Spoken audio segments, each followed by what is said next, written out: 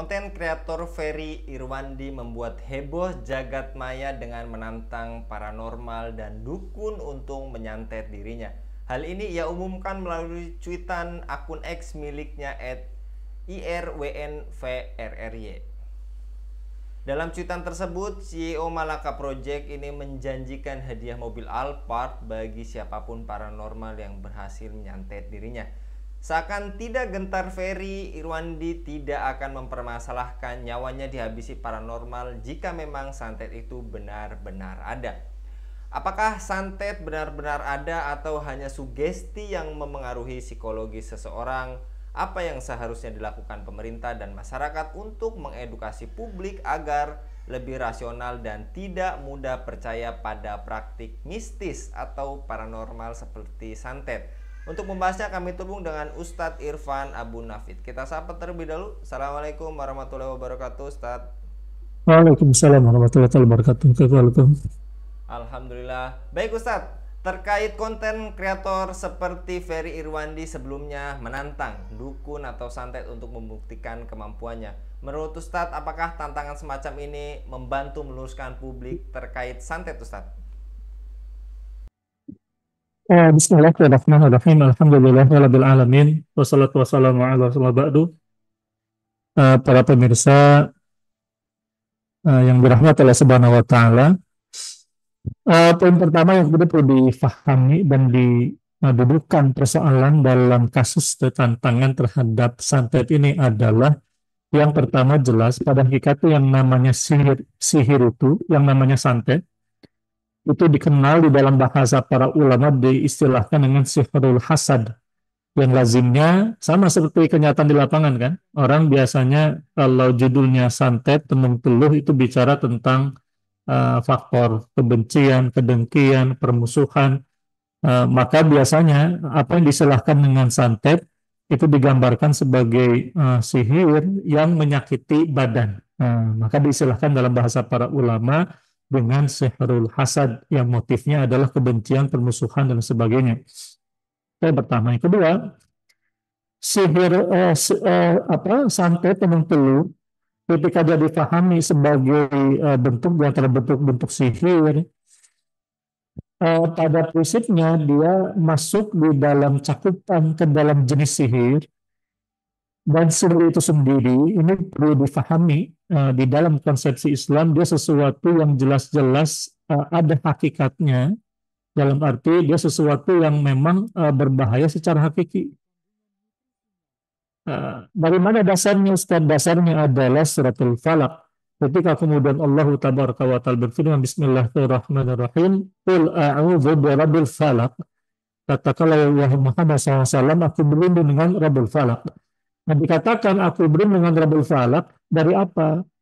Nah, sampai kemudian kepada ayat yang keempat, wa min syarrin nafatsati fil 'uqad, dari keburukan para an-nafasat, di mana para ulama menafsirkan an-nafasat maknanya adalah para tukang sihir. Kenapa disilahkan dengan an-nafasat? Karena para tukang sihir itu mereka lazimnya menghembuskan tiupan-tiupan, mantra-mantra kepada buhul-buhul, maka diistilahkan fil uqadi. Artinya wa min syarri nafatsati fil uqad ini adalah perbuatan para tukang sihir.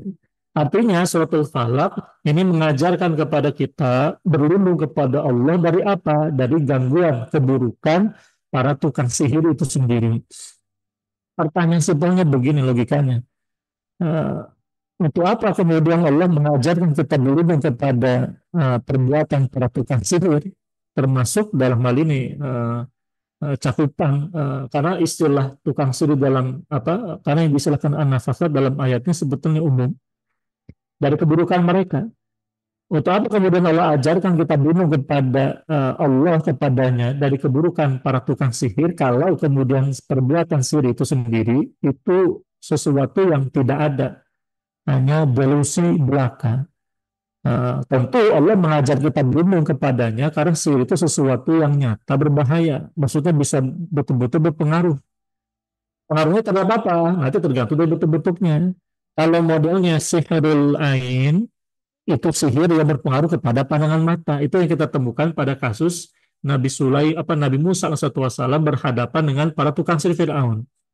Qala bal alqu wa idza hibaluhum wa asihim yukhayyalu ilayhi min sihrin annaha tas'a.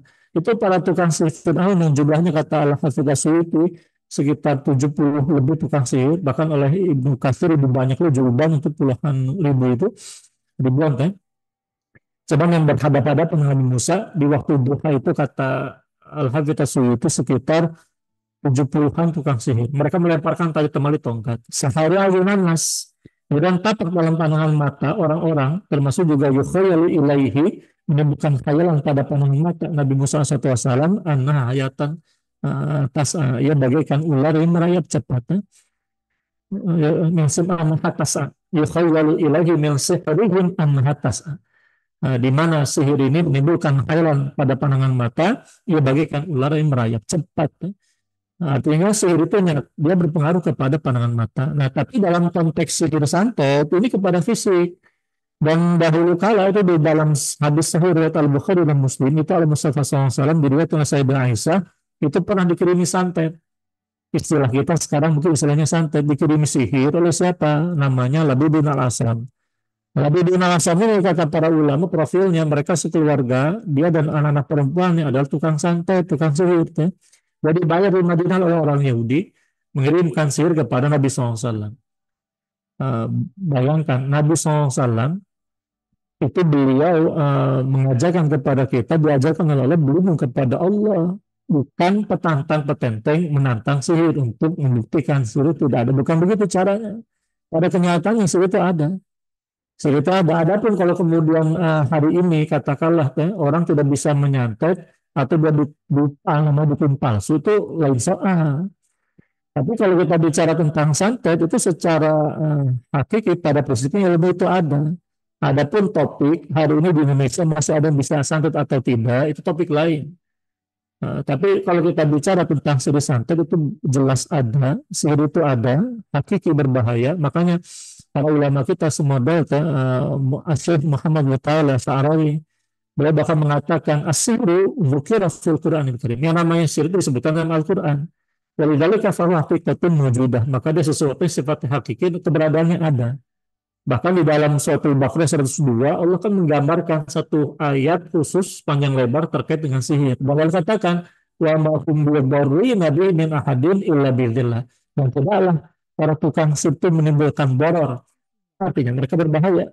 Hanya saja terjadi bahaya itu atas izin dari Allah. Artinya sihir itu sesuatu yang nyata ada, yang hati-hati. Kita berbicara tentang topik sihir. Ini termasuk topik dalam bab jelas berkaitan dengan pemahaman beragama. Dari dalam konsepsi Islam itu sihir itu ada, maka ajaran kita bedung darinya. Maka sihir itu diharamkan dalam Islam. Adapun nanti prinsip-prinsipnya kan bisa kita pahami bagaimana sihir dalam pandangan Islam sendiri. Tapi satu poin tadi, kalau kita bicara kita sampai kepada kesimpulan itu sesuatu yang berbahaya, maka sampai-sampai Syekh Muhammad Ali As-Sabuni dalam kitab Ruhul Bayan ketika menafsirkan Al-Baqarah 102 ayat tentang sihir itu beliau mengatakan wa fihi di dalam ini terdapat dalil ala anna fi sihri dararan. Ini menjadi dalil bahwa sihir itu berbahaya. Maka kalau ajarkan kita bendung kepadanya, bukan datang kepada dukun lagi, bukan pula kepada petantang petenteng. Karena Nabi SAW sendiri pernah mengatakan la tatamannau liqa'al aduwi, jangan kalian berharap-harap bertemu dengan musuh, menantang musuh untuk kemudian kirimkan saja dan sebagainya. Dukun palsu banyak hari ini kita temukan bukti-bukti kedustaan mereka. Tapi kalau bicara tentang sihir itu pun juga jelasnya ada. Wallahu Baik Ustadz, dan yang tadi juga Ustadz telah paparkan, lantas bagaimana hukum santet ini serta apa yang seharusnya dilakukan pemerintah dan masyarakat untuk mengedukasi publik agar lebih rasional dan tidak mudah percaya pada praktik mistis atau paranormal seperti santet ini Ustadz? Yang namanya sihir di dalam Islam ini sepakat jumhur ulama, bukan jumhur bahkan ittafaqah itu ditegaskan. Para ulama sepakat kalau bicara tentang mengamalkan sihir ini hukumnya haram bil ittifaq. Kenapa? Karena namanya sihir kata Amiruna Syekhuna Atha bin Khalil Abu Arustah hafizallahu taala yang namanya sihir itu la yatimmu as-sihru illa bi tilawati kalami kufrin. sihir tak akan sempurna melainkan dengan pembacaan mantra-mantra kufur. Temuan kami di lapangan, sihir tak akan sempurna melainkan dengan kekufuran. Apakah dengan benda-benda najis, namanya thariqatun najasah. Sihir menggunakan jimat-jimat syirkiyah, minta kepada setan-setan jin-jin-jin. Yang namanya sihir itu sempurna dengan bantuan setan-setan gulungan jin. Oh, maka otomatis, karena yang namanya sihir termasuk sihir santet, itu terlaksana melibatkan tadi syaitan gulungan jin, karena syaitan yang kemudian mengirimkan penyakitnya secara goib itu, maka otomatis di dalam setiap ritualnya para tukang sihir dengan syarat-syaratnya, dengan mantra-mantranya, dengan aneka ritualnya itu pasti mengandung kekufuran-kekufuran. Maka Syekhuna Tabib Khalil itu menegaskan sanksi kewajiban bagi penguasa itu bagi penguasa. Satu sisi jelas penguasa wajib mengedukasi masyarakat tentang bahaya sihir, mengedukasi masyarakat tentang kewajiban menjauhi sihir. Bahkan di dalam Islam yang namanya sihir itu bukan hanya dilarang mempraktikannya, memberikan upah kepada tukang sihir secara khusus diharamkan oleh Kanjeng Nabi SAW. Dikatakan hulwanil kahin.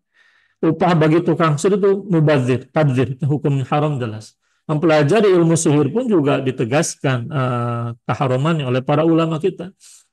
Dalam praktiknya itu disepakati jelas lagi, dan pelakunya ini wajib dikenai sanksi hukuman mati.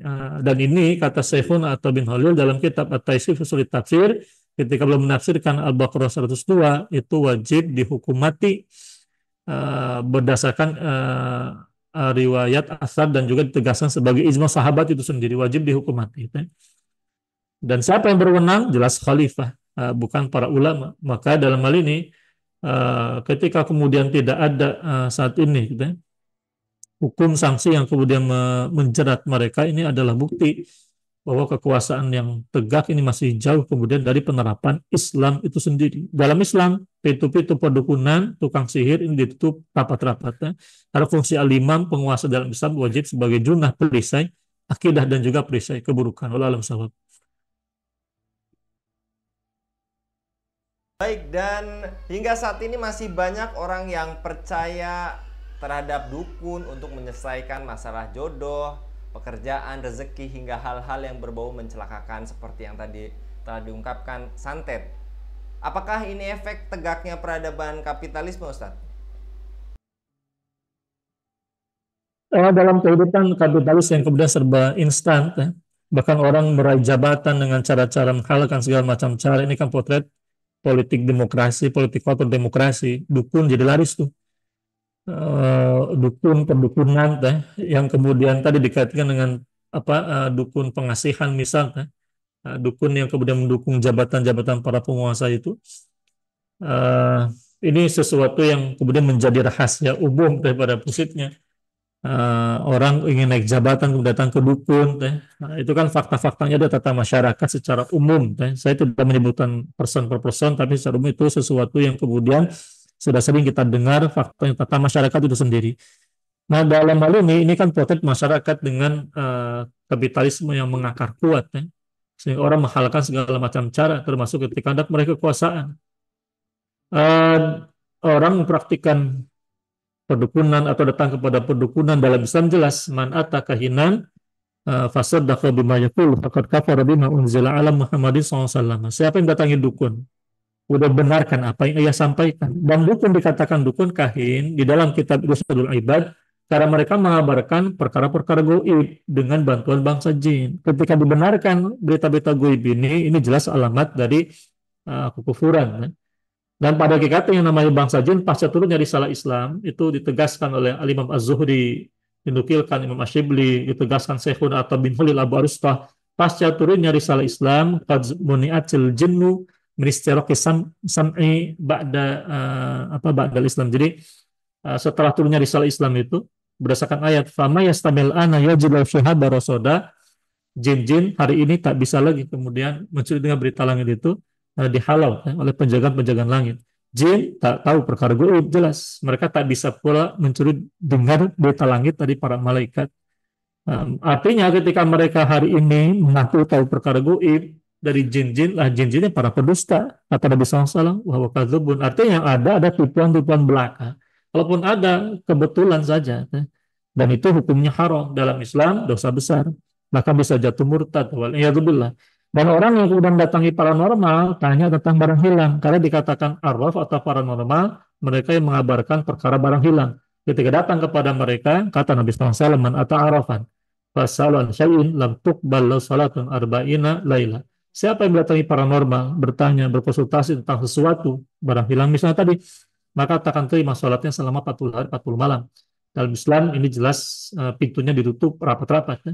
Dan penguasa wajib menutupnya, bukan malah membuka kerannya, dan mereka malah mencontohkan perilaku buruk dari para dukun itu sendiri, ya. Ini potret kapitalisme dunia itu sendiri. Wala'alam. Dan terakhir Ustadz, apa saja langkah konkret untuk mengubah pola pikir masyarakat agar tidak tergoda oleh syirik, tahayul, dan kurafat ini Ustadz?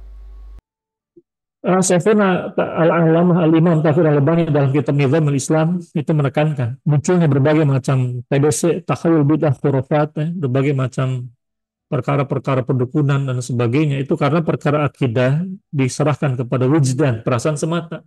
Orang menyembah batu, pohon besar itu kan karena goriza atau tadayun, lalu beragama itu diserahkan kepada perasaan.